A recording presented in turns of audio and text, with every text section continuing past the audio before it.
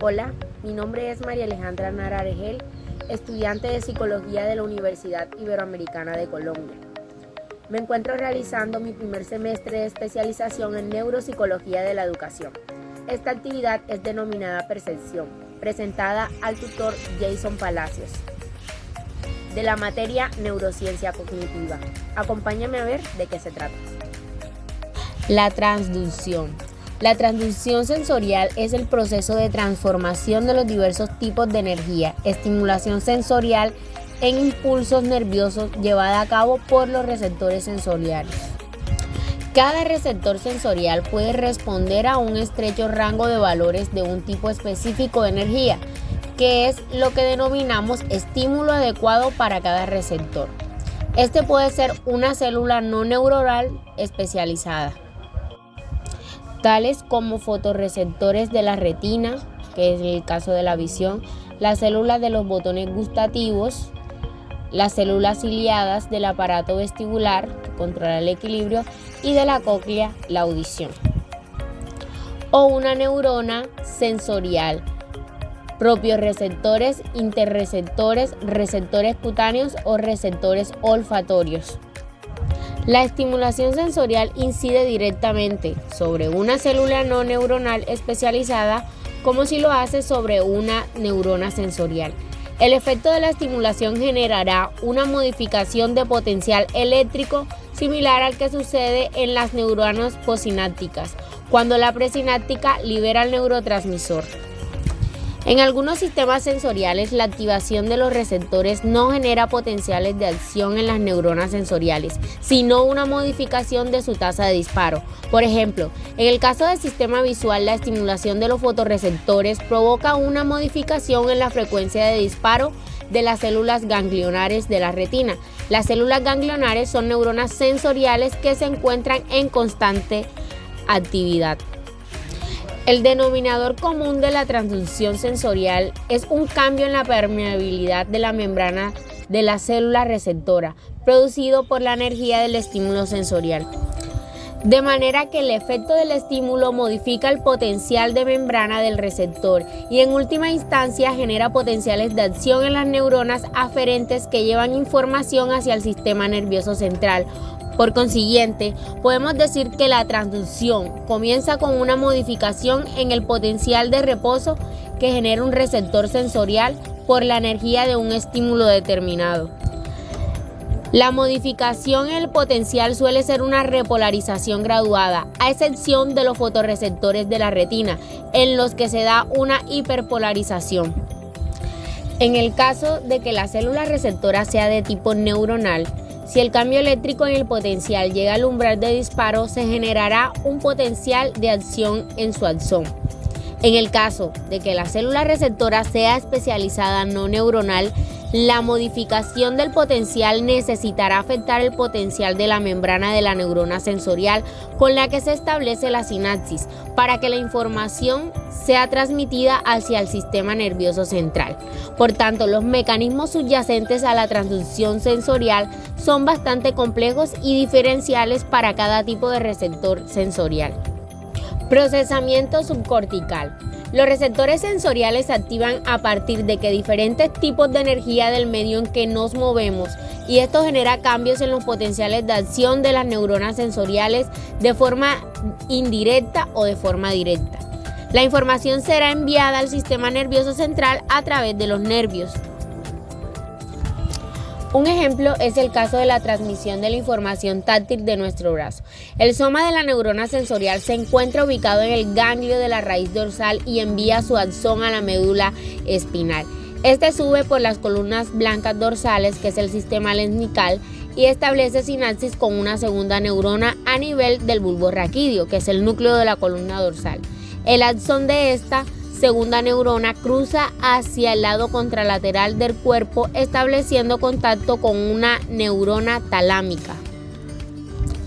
En el caso del sistema visual, las células ganglionares de la retina envían su axón a través del nervio óptico para alcanzar el núcleo geniculado lateral del tálamo. En el caso del procesamiento de la información auditiva, la información proveniente del nervio auditivo llega a los núcleos cocleares del bulbo raquídeo y transcurre por varias vías paralelas, terminando por lo que se refiere al procesamiento subcortical en el núcleo geniculado medial del tálamo.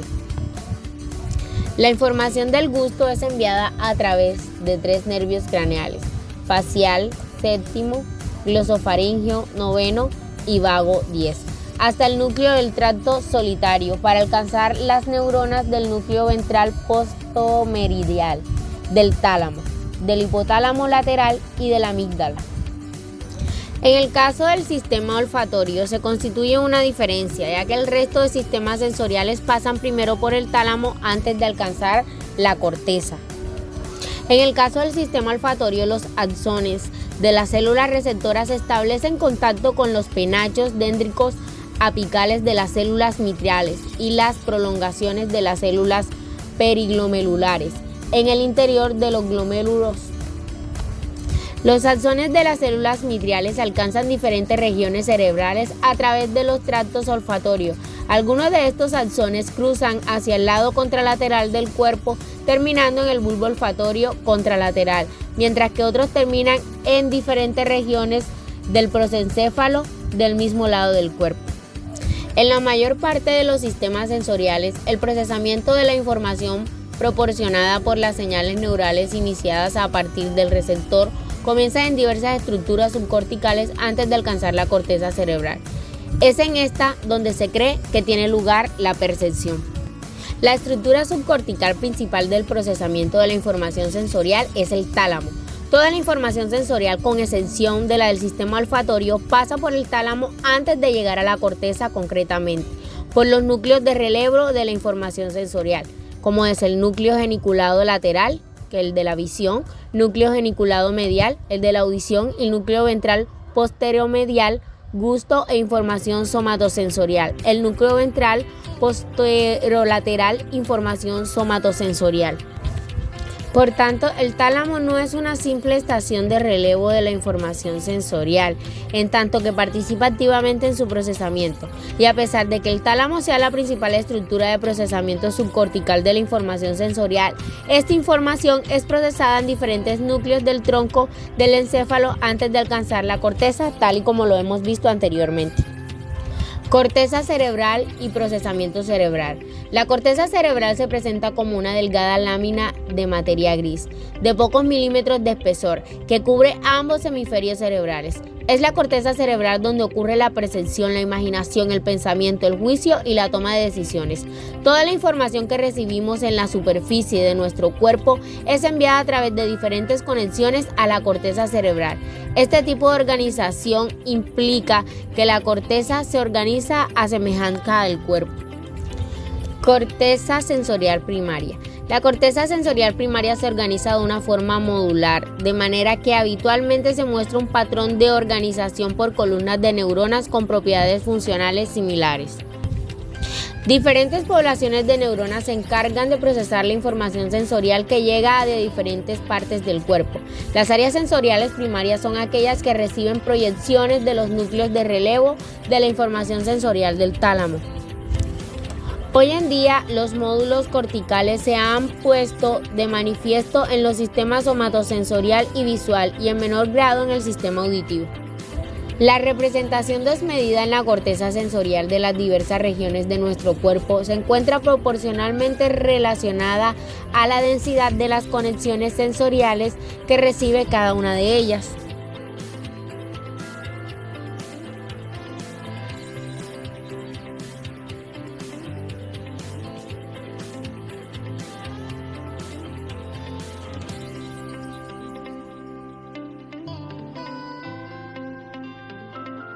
Las neuronas del área T reciben la mayoría de las proyecciones talámicas, mientras que el área 1 y 2 reciben progresivamente menos proyecciones talámicas y más proyecciones desde otras áreas corticales.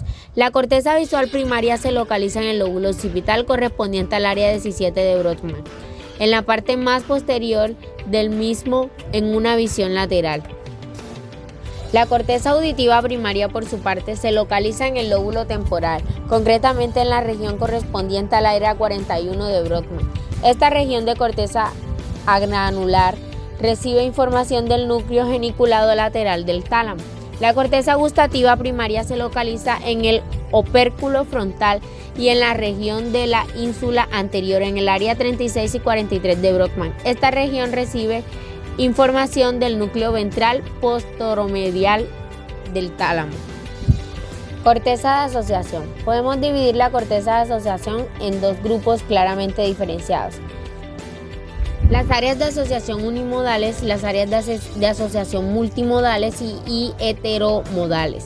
Las áreas de asociación unimodales se encuentran adyacentes a las áreas sensoriales primarias y llevan a cabo un procesamiento más complejo de la información que estas, integrando normalmente diferentes características del estímulo, por ejemplo, el color, el brillo y la forma, etc. Por su parte, las multimodales tratan de las neuronas que recogen información de otras modalidades sensoriales y de otras regiones cerebrales implicadas en otras funciones, como por ejemplo la atención y la memoria, y que parecen ser responsables de las funciones cognitivas superiores.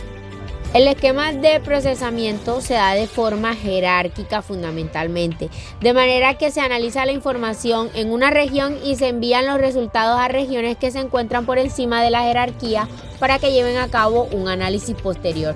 Agnosias. La agnosia es una alteración en la capacidad para reconocer un estímulo previamente aprendido, que se produce como consecuencia de una lesión o una disfunción cerebral, en ausencia de alteración cognitiva global y sin que esa alteración pueda explicarse por una afectación de las áreas sensoriales primarias y de las vías sensoriales periféricas. La agnosia implica una alteración en el reconocimiento a través de un determinado canal sensorial, pero no de los otros. Por ejemplo, un paciente que padece agnosia visual no reconocerá un estímulo presentado visualmente, pero sí lo hará a través del tacto o a través de su sonido. Una agnosia puede producirse también en relación con el resto de canales sensoriales humanos. De este modo tenemos agnosias auditivas, agnosias táctiles, también olfativas y gustativas. La agnosia visual es la incapacidad cerebral para reconocer o comprender estímulos visuales. El procesamiento de la información visual, una vez ha llegado al área visual primaria, se realiza por separado para cada uno de los componentes de la imagen, tales como la forma, el color, el tamaño, etc. Cada ojo proyecta la información a una capa magnocelular y a una o dos capas parvocelulares, y esta división de capas se mantiene en el área visual primaria y en otras áreas más complejas. Agnosia visual para los objetos. Es la alteración en la capacidad para reconocer estímulos visuales ya aprendidos previamente, como consecuencia de una lesión cerebral y no explicable por un déficit cognitivo global ni por alteración en las áreas visuales que impidan la visión de dicho estímulo. Dentro de ellas encontramos la agnosia perceptiva. En la agnosia aperceptiva, este fallo en la discriminación se traduce en una imposibilidad para la recepción de dicho objeto. No puede reconocerse la información que no es percibida correctamente y por tanto el paciente, aún con la visión conservada, no puede reconocer el objeto que está viendo. En la práctica clínica observamos que tampoco es capaz de dibujar los objetos ni de clasificarlos. Cabe resaltar que en la agnosia perceptiva no implica necesariamente una falta de reconocimiento total de las imágenes visuales. Esto dependerá de la especialización del grupo de las células más lesionadas, que el paciente sea capaz o no de identificar determinados elementos. Agnosia visual asociativa. Los pacientes con agnosia visual asociativa no pueden denominar los objetos que ven porque no pueden atribuirle un significado al quedar la imagen confiada exclusivamente en las áreas visuales del hemisferio derecho. Estos pacientes no utilizan gesticulaciones para referirse a los objetos porque su problema no es una alteración en la capacidad de encontrar la palabra, sino de acceso a su significado. Prosopagnosia es una alteración específica que produce un déficit en el reconocimiento de caras familiares.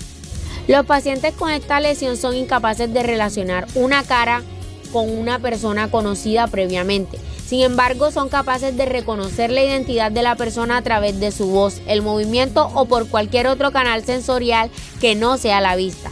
El problema en este trastorno se encuentra en la disociación de la información visual y la información de carácter semántico relacionada con esta imagen.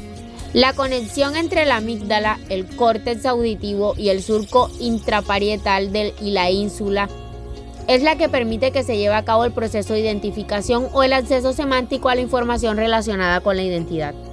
Por todo lo anterior, podemos afirmar, en resumen, que existe una prosopagnosia asociativa, en la cual se observa una incapacidad para identificar una cara, a pesar de que es posible describir sus elementos y se pueden clasificar o aparejar correctamente caras iguales. Agnosia para los colores. La cromatopsia es la pérdida de la capacidad para percibir los colores y se produce como consecuencia de una lesión en el giro lingual y fusiforme de los hemisferios cerebrales. Estos pacientes no pueden denominar los colores porque estos no son percibidos y tampoco pueden clasificar ni escoger con éxito gamas de colores, aunque en algunos casos el brillo y la intensidad del color pueden ayudar a realizar esta tarea correctamente. Los pacientes con acromatopsia no pueden imaginar el color, puesto que las áreas que permiten imaginar los objetos en el color son las mismas que se activan ante la visión de real objeto. Agnosia cromática asociativa. Es una alteración en el reconocimiento del color, aun cuando el paciente es capaz de clasificar o escoger parejas idénticas de colores. Se produce por una lesión que desconecta las áreas visuales de las áreas lingüísticas en el hemisferio izquierdo. Esta agnosia puede observarse tras padecer un infarto de la arteria cerebral posterior. Agnosia auditiva. Esta consiste en una alteración en el reconocimiento de los sonidos que se produce como consecuencia de una lesión o disfunción cerebral, en ausencia de una alteración de las vías auditivas primarias, es decir, con una capacidad intacta para la audición, audiometría normal. Esta debe diferenciarse de la sordera cortical, en la que el paciente pierde la audición como consecuencia de una lesión que afecta a las áreas auditivas primarias del córtex temporal. En este caso, los pacientes se muestran sordos cuando realizan una audiometría. Agnosia auditiva para sonidos. Los pacientes con este trastorno son incapaces de diferenciar los sonidos no verbales, pero difieren en cuanto a las características de su alteración. Mientras que algunos pacientes perciben los sonidos como distintos, pero no pueden diferenciarlos, otros simplemente padecen percibirlos todos iguales. En este sentido, podemos diferenciar dos formas de agnosia. Algunos autores consideran incluso que esta alteración siempre va acompañada de algún grado de afectación verbal. Agnosia táctil. Esta alteración en el reconocimiento puede ser debido a un fallo en la capacidad para discriminar las cualidades de los objetos que se palpan o bien en un error en la relación entre las impresiones táctiles y el significado. Esta se produce en ausencia de una lesión en las áreas somatosensoriales primarias. La ailognosia se conoce como la alteración en la capacidad para valorar la densidad, el peso y la conducción de calor. La moforgnosia es una alteración en la capacidad de percibir el tamaño y la forma. Y la simbolía táctil es una alteración en la capacidad de reconocer los objetos cuando las anteriores están preservadas. Asomatognosia es una alteración en el reconocimiento corporal o en la condición del propio esquema corporal. Las somatognosia pueden afectar la parte del esquema corporal, asomatognosia unilateral, o el esquema corporal entero, asomatognosia bilateral. La unilateral se observa tras lesiones del córtex parietal derecho y afecta la parte izquierda del cuerpo. Los pacientes pueden mostrar una falta de conciencia de la presencia de su hemiplegia y negar su existencia. Dentro de las asomatognosias tenemos las asomatognosias bilaterales, las autopagnosias y la agnosia digital. Agnosia olfativa. Al igual que sucede en la agnosia gustativa, las personas afectadas no pueden identificar los olores aunque puedan experimentarlos. La agnosia olfativa puede ser consecuencia de una lesión en la parte frontal del lóbulo temporal. Las agnosias, como sabemos, se producen a causa de una lesión o degeneración en las áreas del cerebro encargadas de la percepción, la memoria y la identificación. Estos trastornos neurológicos que se manifiestan como la imposibilidad de identificar los estímulos que perciben nuestros sentidos. Por tanto, los accidentes vasculares de la arteria cerebral posterior del hemisferio izquierdo pueden producir a una agnosia visual de tipo asociativo que con frecuencia pasa desapercibida.